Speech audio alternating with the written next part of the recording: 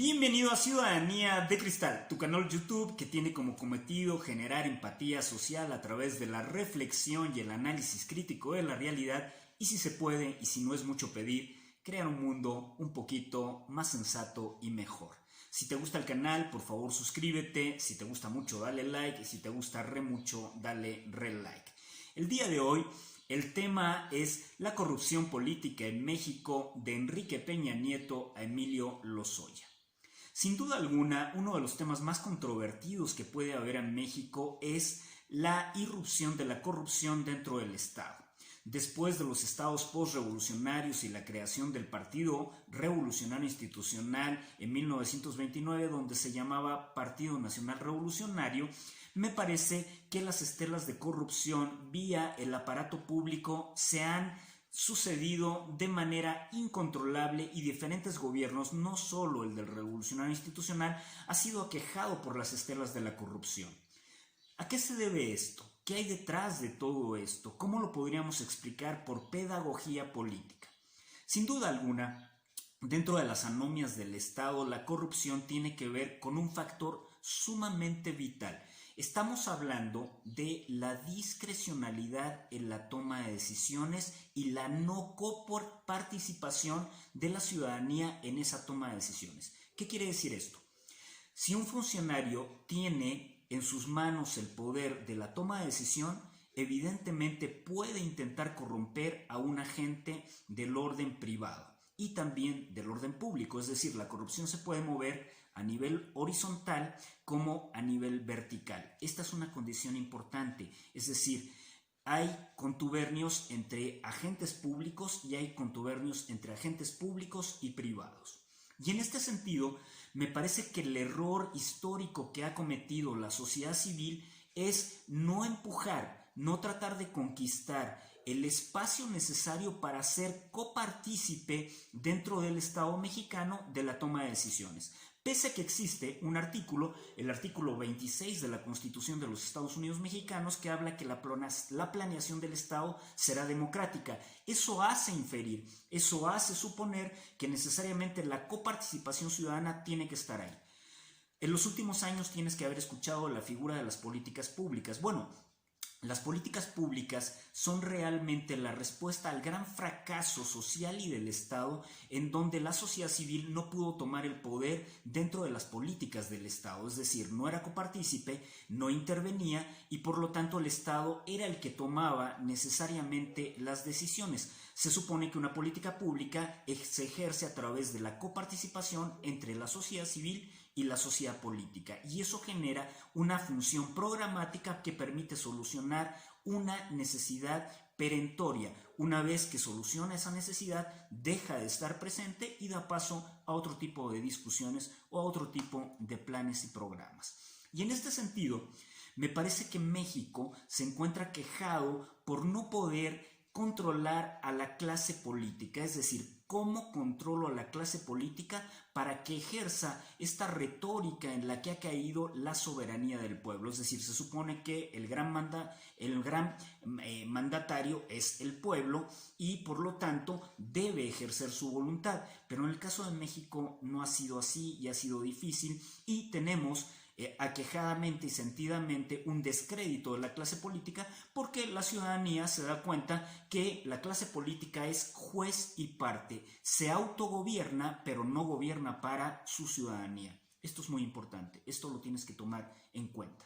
Y en este sentido, en esta estela podrida que tienen diferentes gobiernos en México, en donde resultan prácticamente incontrolables, pese a que su discurso sigue hablando de depurar el poder y el último sexenio que tenemos, el sexenio vigente, ha tratado o trata aparentemente de generar las condiciones para ir en contra de la corrupción. El caso de Rosario Robles, el caso de ahora de Emilio Lozoya, son sin duda alguna aleccionadores, pero detrás de todo esto hay algo muy importante. ¿Quién está tratando de evitar la discrecionalidad sobre la toma de decisión para promover corrupción, me parece que tiene que ver la hacienda pública. La hacienda pública se ha convertido finalmente en el gran escudriñador de las condiciones anómalas que existen dentro del manejo del dinero público y dentro de las condiciones del manejo privado. Es decir, la hacienda pública está yendo a los dos niveles y me parece que esto es sumamente importante. Ya desató demonios, ya desató inclusive un frente anti-AMLO, es decir, un frente que habla de contener los apetitos fallidos aparentes del presidente de la República, y no solo del presidente de la República, sino de su proyecto. Y esta condición tiene que ver concretamente de cómo la hacienda pública se encuentra tocando capitales, se encuentra escudriñando tributaciones no hechas, contubernios, peculado y la serie de anomias que hay en este poder. Eso es sumamente interesante y habrá que seguirlo, habrá que tenerlo con cautela para poder ver cuáles son sus alcances. Y en los últimos días, después de que el exsecretario de Pemex, Emilio Lozoya, que pudiera controlar esta empresa durante la época de Peña Nieto, se fugara concretamente a Alemania, en donde tiene doble nacionalidad, tiene la nacionalidad alemana y la nacionalidad mexicana debido a que es casado con una persona que le provee esto. Finalmente no podía ser extraditado desde Alemania y comete el error ya que se había fugado, comete el error de no resguardarse en un país que no tuviera extradición y va a España, y en España es detenido porque hay una condición evidente de extradición entre ambos países. Hay acuerdos de extradición entre ambos países.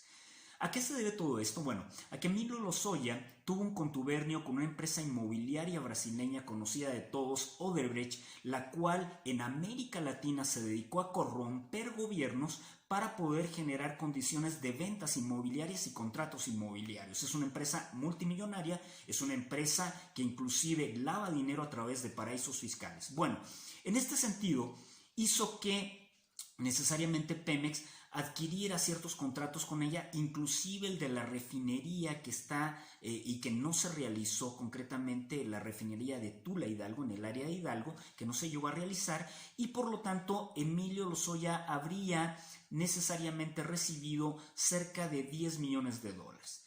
Aunado a esto, hubo otro contubernio, el contubernio con Altos Hornos de México, que era dueño de dos empresas de fertilizantes, y estas empresas finalmente fueron compradas por 442 millones de dólares por Pemex, y además de esto se le invirtió más de 1,000 millones de dólares a estas dos empresas que estaban en franco decrecimiento y que Pemex las tuvo que rescatar. Es decir, Emilio Lozoya es artífice de esta condición. Como dice su abogado, no se manejaba solo, es decir, hay una estela todavía. Esto señala que hay una estela de corrupción vertical dentro del poder político en México, pero está inmiscuido en esto. Su caso, el caso de Rosario Robles, son aleccionadores dentro de las medidas que ha tomado el gobierno mexicano, más la obligación que empujó a la tributación de Walmart. Esto es muy interesante, es decir, no estamos hablando solamente de personas físicas, sino también de personas morales. Y en este sentido, me parece importante pensar que el gobierno de Enrique Peña Nieto, que estaba prohijando una bandera de un nuevo PRI, nos muestra que el partido no se depuró en su justa dimensión, porque los nuevos priistas, los que se conocían como el nuevo PRI, ejemplo de los gobernadores Duarte, que están acusados y que estuvieron acusados y ahora encarcelados por la cuestión de peculado, más el contubernio de Emilio Lozoya, que también era un nuevo partícipe de este partido, finalmente caen en entredicho. Pero la corrupción no se circunscribe a ellos. Evidentemente la corrupción es una condición estructural, pero como es una condición estructural puede ser modificada y puede cambiar. ¿Qué necesitamos históricamente? Terminar con la discrecionalidad en la toma de decisiones y hacer copartícipe a la sociedad civil dentro de la estructura de la toma de decisiones. Es decir, la planeación del Estado debe ser construida por los ciudadanos y debe ser construida por la clase política. No nos pueden ofertar a los ciudadanos planes y programas sexenales que vienen manejados verticalmente. Llegó el momento de romper esta inercia, llegó el momento que la sociedad civil entienda que si no se inmiscuye en las tareas de gobierno, jamás podrá tener el control del mismo y por lo tanto la corrupción seguirá campante y seguirá en esta estela de podredumbre que hoy tenemos. No se acaba esto con Emilio Lozoya, no inicia con Emilio Lozoya, no se trata de juzgar buenos y malos, sino el proceso político. Tenemos un proceso político podrido, ampliamente anómalo y que tenemos que cambiar. Si no lo hacemos, evidentemente seguiremos en el país de nunca jamás y la clase política seguirá siendo juez y parte. Gracias. Te lo dijo el gurú de la política y otras cositas desde Ciudadanía de Cristal. Siempre invitado, jamás igualado. Te quiero, te amo, sé partícipe del orden público. No te dejes engañar. Gracias.